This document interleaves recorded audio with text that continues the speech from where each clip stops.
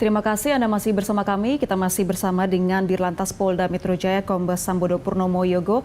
Pak Sambodo, dengan adanya pembatasan mobilitas di 10 wilayah atau kawasan di DKI Jakarta ini, apakah 10 kawasan ini termasuk zona merah penyebaran COVID-19? Penentuan daripada 10 kawasan tersebut tidak berdasarkan apakah ini adalah zona merah atau zona oranye. Tetapi kita melihat bahwa 10 kawasan itu adalah kawasan yang selama ini ditenggarai sering terjadi pelanggaran protokol kesehatan. Baik dari sisi misalnya kerumunannya maupun pelanggaran dari sisi jam operasional.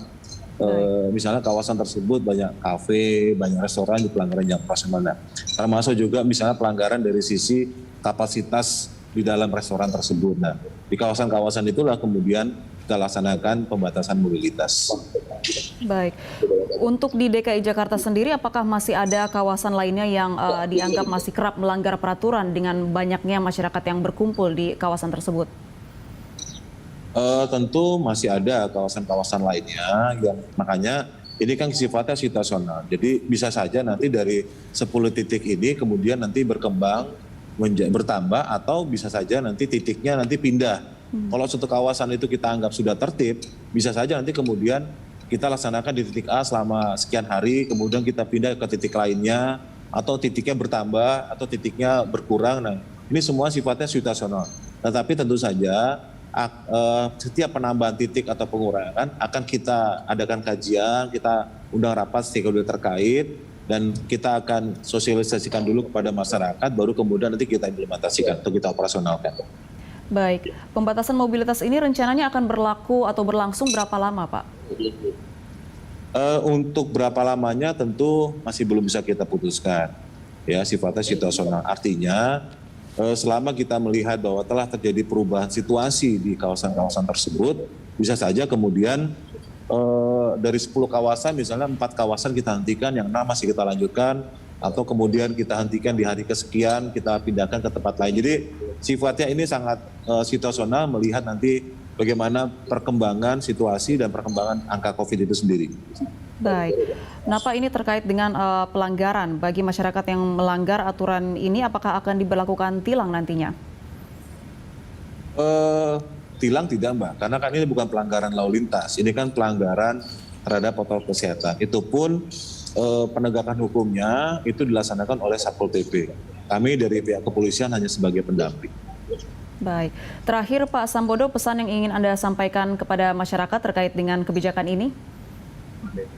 Ya, kemarin pemerintah sudah mengeluarkan aturan terkait dengan work from home 75% di zona merah. Jadi artinya hanya 25% yang bekerja. Jakarta saat ini sedang berada di zona merah. Pagi ini tadi saya melintas dan mendengar laporan dari anggota di lapangan, walaupun memang secara volume itu lebih berkurang dibanding dengan hari-hari sebelumnya, tetapi tetap di pagi tadi sempat tetap terjadi kepadatan.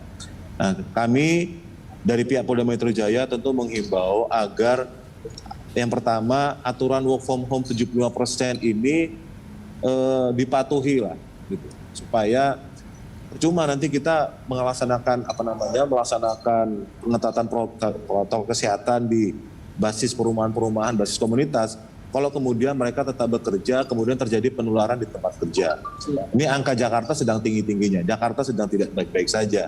Bor di rumah sakit sudah penuh semua, sehingga mari kita sama-sama untuk berupaya agar mampu menahan laju angka COVID ini. Dan ini tidak mungkin hanya oleh pemerintah atau polisi atau TNI saja, ini harus juga ada self awareness atau kesadaran dari masyarakat untuk bisa mematuhi aturan protokol kesehatan demi kebaikan kita bersama. Baik, tentunya kita berharap dengan adanya kebijakan ini, laju penyebaran COVID-19 di DKI Jakarta bisa semakin ditekan dan masyarakat akan semakin disiplin untuk menerapkan protokol kesehatan ke depannya. Terima kasih banyak Pak Sambodo sudah bersama kami di Morning Talk pagi ini. Selamat bertugas dan sehat selalu, Pak. Terima kasih, Mbak. Selamat pagi.